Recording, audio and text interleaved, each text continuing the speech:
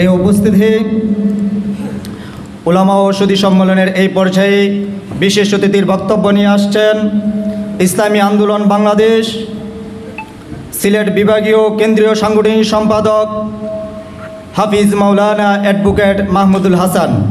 বক্তব্য নিয়ে আসছেন ইসলামী আন্দোলন বাংলাদেশের কেন্দ্রীয় সাংগঠনিক সম্পাদক সিলেট বিভাগীয় হাফিজ মাওলানা অ্যাডভোকেট মাহমুদুল হাসান। বিসমিল্লাহির রহমানির রহিম। নাহমাদুহু ওয়া নুসাল্লি আলা রাসূলিহিল কারীম, আম্মা বা'দ। আউযু বিল্লাহি মিনাশ শাইতানির রাজীম। ওয়া মান আহসানু ক্বাওলান মিম্মান দাআ ইলাল্লাহ ওয়া আমিলা সালিহান ওয়া ক্বালা ইন্নানী মিনাল মুসলিমিন। ক্বালা রাসূলুল্লাহি সাল্লাল্লাহু আলাইহি ওয়াসাল্লাম, বাল্লিগু আন্নী ওয়ালাউ আয়া। ইসলামী আন্দোলন বাংলাদেশ সুনামগঞ্জ জেলা শাখার উদ্যোগে আয়োজিত আজকের এই উলামা ও সুধী সম্মেলন, উপস্থিত সহযোদ্ধা সভাপতি, উপস্থিত আছেন আজকের এই আয়োজনের সম্মানিত প্রধান অতিথি, বাংলাদেশের লক্ষ কোটি মানুষের আধ্যাত্মিক এবং রাজনৈতিক রাহবার আমিরুল মুজাহিদিন হযরত মাওলানা মুফতি সৈয়দ মোহাম্মদ রেজাউল করিম পীর সাহেব হুজুর চরমনাই, উপস্থিত সুনামগঞ্জ জেলার বিভিন্ন বন্ধুপ্রতিম রাজনৈতিক সংগঠনের নেতৃবৃন্দ, সামনে উপবিষ্ট সাথী ও বন্ধুগণ, সাংবাদিক বন্ধুগণ, প্রশাসনের ভাইয়েরা, সকলকে আন্তরিক অভিনন্দন, মোবারকবাদ জ্ঞাপন করছি। শুকরিয়া আদায় করছি আল্লাহ তাআলার, আমাদেরকে এখানে বসার তৌফিক দান করেছেন, আলহামদুলিল্লাহ। প্রিয় উপস্থিতি, আজকে আমরা প্রায় 54 বছর পরে দেশের এই পরিস্থিতিতে এসে এখানে কথা বলতে হচ্ছে, এটাই আমাদের জন্য বিশাল একটা ব্যর্থতা। আমরা আজকে ঐক্য নিয়ে কথা বলছি, আমাদের ভবিষ্যৎ একটি নির্বাচন নিয়ে কথা বলছি, বিভিন্ন নানা বিষয় নিয়ে আলোচনা করছি। একটি দেশ 54 বছর পরিচালিত হয়ে এসেছে, এরপরে কেন এসে এইভাবে আবার কথা বলতে হয়, এটা একটা বিশাল প্রশ্ন। এই 54 বছর একটা বিষয় আমরা লক্ষ্য করেছি, এই দেশে কিছু কিছু বিষয়, নেতৃত্বের পরিবর্তন হয়েছে ঠিকই, ব্যক্তির পরিবর্তন হয়েছে ঠিকই, কিন্তু কিছু কিছু বিষয়ের কোনো পরিবর্তন হয়নি। আমরা দেখেছি চাঁদাবাজি, টেন্ডারবাজি, দুর্নীতি, ধর্ষণ, দেশবিরোধী কর্মকাণ্ড, নিজেদের মধ্যে হানাহানি, মারামারি এবং সামাজিক প্রত্যেকটা কার্যক্রমকে কলুষিত করে একটি সমাজ বিরোধী অবস্থানে সবাইকে নিয়ে যাওয়া এবং ভবিষ্যৎ প্রজন্মকে একটি ইনসিকিউর অবস্থায় ফেলে দেওয়া, এই ধরনের একটি প্রবণতা ছিল। এবং এই প্রবণতাগুলো যাদের মাধ্যমে হয়েছে, এরা কোনো একক দলের ব্যক্তিরা নয় বা একক দলের মানুষ নয়। ওনারা বারবার দেশের নেতৃত্ব দিয়েছেন, একবার এক একজন এসেছেন, সরকার গঠন করেছেন, আবার গেছেন, আবার একজন এসেছেন, আবার এসেছেন। এই জায়গায় আমরা যেটা দেখেছি যে এখানে বারবার নেতার পরিবর্তন হয়েছে, তাদের নীতির মধ্যে কোনো পরিবর্তন আসেনি। এর জন্য শায়খ রহমতুল্লাহ আলাইহি বলেছিলেন, আমাদের মুক্তির জন্য শুধুমাত্র নেতার পরিবর্তন হলেই চলবে না, আমাদের নীতিরও পরিবর্তনের প্রয়োজন আছে।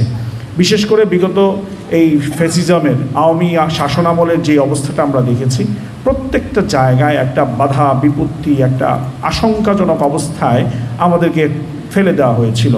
আমাদেরকে ভারতের একটি অঙ্গরাজ্য হিসাবে ওনারা প্রতিষ্ঠিত করতে চাচ্ছিলেন।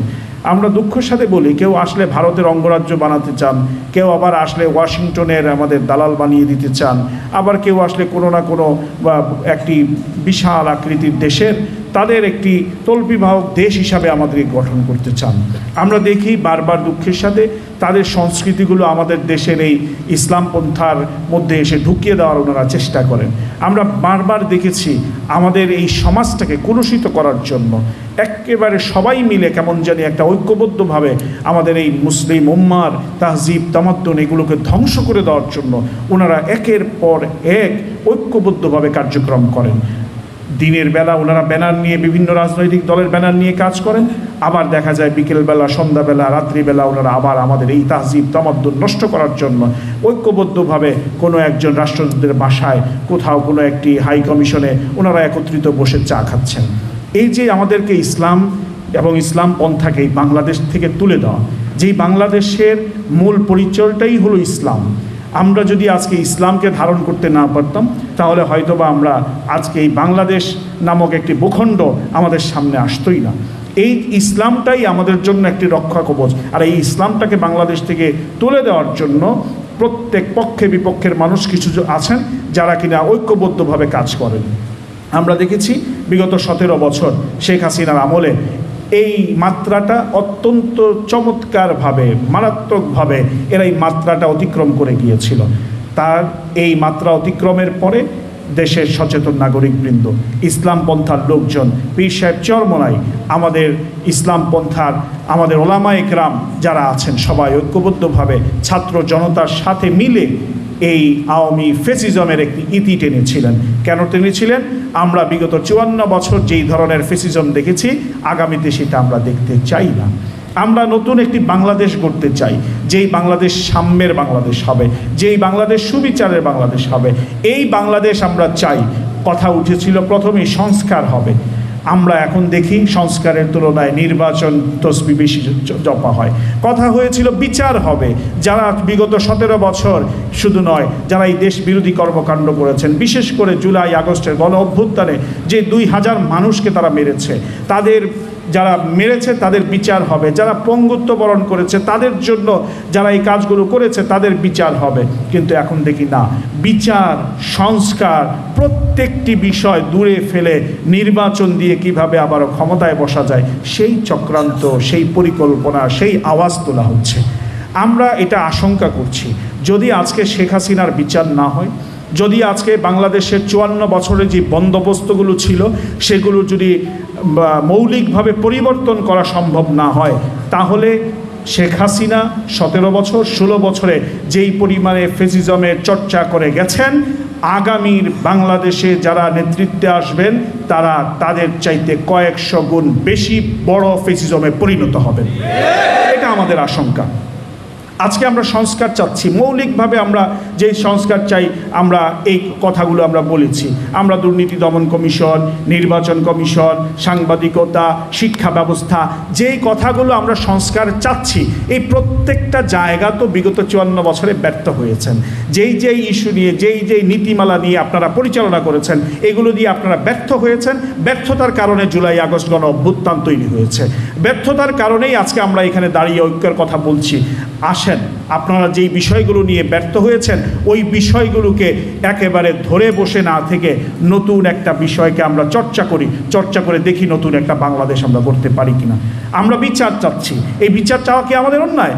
আমাদের যে ভাইদেরকে আপনারা মারলেন, আপনারা আবু সাইদকে সরাসরি গুলি করে হত্যা করলেন, মুগ্ধকে মেরে ফেললেন, সেই ছেলেটা শুধু পানি নিয়ে গিয়েছিল, সেই ছেলেটাকে আপনারা মেরে ফেলে দিলেন।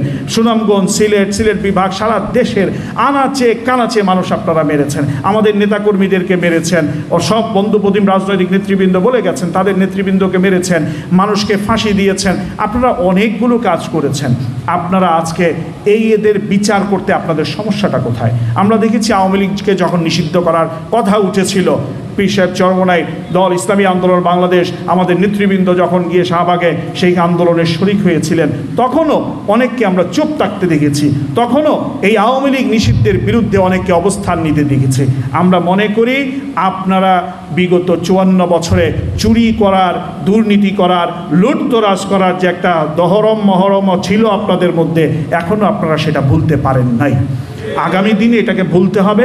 নতুন বাংলাদেশ তৈরি হয়েছে, এখন বিচার করতে হবে এদের। আর পিআর পদ্ধতির নির্বাচন, আগামী নির্বাচন বাংলাদেশের প্রত্যেকটা সমস্যা যেভাবে তার মাথা থেকে পচা শুরু হয়, আমাদের বাংলাদেশের প্রত্যেকটা সমস্যা শুরু হয় এই নির্বাচন থেকে।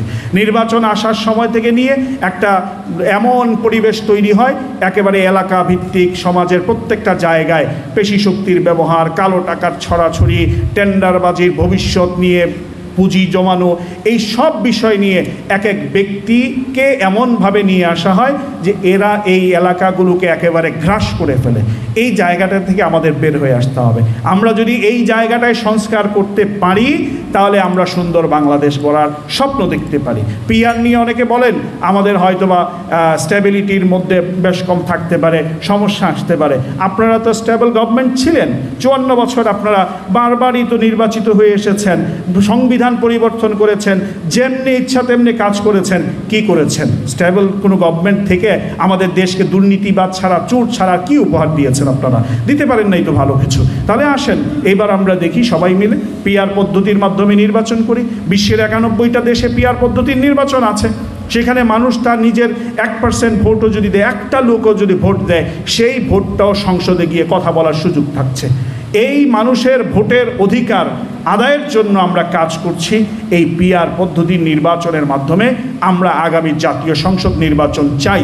আমরা এই নির্বাচনের মাধ্যমে কোনো একক দলকে, কোনো একক ব্যক্তিকে আমরা সংসদে দেশের রাষ্ট্রীয় ক্ষমতা তার পকেটে দিয়ে দিব, আর উনি যেরকম ইচ্ছা সেরকম আমাদেরকে পরিচালিত করবেন, এই দিন আমরা আর দেখতে চাই না। পীর সাহেব চরমনাই ঘোষণা দিয়েছেন 2013 সাল থেকে পিআর পদ্ধতির নির্বাচন নিয়ে পীর সাহেব হুজুর কাজ করছেন। 28শে জুন আপনারা দেখেছেন ঢাকায় ঐতিহাসিক মহাসমাবেশ হয়েছে। সেই মহাসমাবেশের পরে অনেকেই অনেক ধরনের কথা বলা শুরু করেছেন। ওনারা মনে করেছিলেন পিআর পদ্ধতির কথাটাকে ওনারা কবর রচনা করে দিয়েছেন, কিন্তু পীর সাহেব চরমনাই যখন আজান দিয়েছেন তখন এই তার পিছে তখন দাঁড়িয়েছে সারা বাংলাদেশ এখন পিআর পদ্ধতির নির্বাচন চাই এই বলে সবাই লাব্বাইক বলে দাঁড়িয়ে গেছে। আমরা আগামীর দিন আগামী সুন্দর বাংলাদেশ চাই। অতীতে যেই বাংলাদেশ ছিল সেই বাংলাদেশ আমরা দেখতে চাই না। আমাদের আগামীর প্রজন্মকে সুন্দর একটি বাংলাদেশ আমরা উপহার দিতে চাই। এই পিআর নিয়ে এখনও আমাদের মধ্যে যাদের দোহাশা আছে, আমরা বসবো, আলোচনা করব, টেবিল টক করব। পিআরের অনেকগুলো দিক আছে, সেগুলো নিয়ে আমরা আলোচনা করব। আলোচনা করে কিভাবে সেটাকে ইমপ্লিমেন্ট করা যায়, কিভাবে সেটা আমাদের রাষ্ট্রের জন্য, দেশের জন্য, মানুষের জন্য উপকারী একটা ওয়ে হিসাবে আমরা ব্যবহার করতে পারি, সেই রাস্তা আমরা সবাই খুঁজে বের করব। সেই আশা এবং প্রত্যাশা সকলের কাছে ব্যক্ত করছি। আগামীর বাংলাদেশ গড়তে হলে আমাদেরকে ঐক্যবদ্ধ বাংলাদেশ গড়তে হবে। ঐক্যবদ্ধতার সাথে আমাদেরকে এগিয়ে যেতে হবে। আমাদের মধ্যে ছোটোখাটো যেই মতবিরোধগুলো আছে সেগুলোকে আমরা পিছনে রাখতে হবে। মনে রাখতে হবে আমরা দাওয়াতের নিয়তে, দাওয়াতের মেজাজ নিয়ে আমাদেরকে কাজ করতে হবে। আল্লাহ তাআলা বলেছেন কোরআনের মধ্যে যে তার পক্ষে, তার পথে যে দাওয়াত দেয় তার চাইতে কথা কার উত্তম হতে পারে। সেই দাওয়াতের মেজাজ নিয়ে আমাদের কাজ করতে হবে। আমাদের রাসূলের আদর্শগুলোকে মানুষের ঘরে ঘরে কানে কানে পৌঁছে দিতে হবে। সেই আশা এবং প্রত্যাশা সকলের কাছে ব্যক্ত করে বক্তব্য শেষ করছি। ওয়া আখিরু দাওয়ানা আলহামদুলিল্লাহি রাব্বিল আলামিন।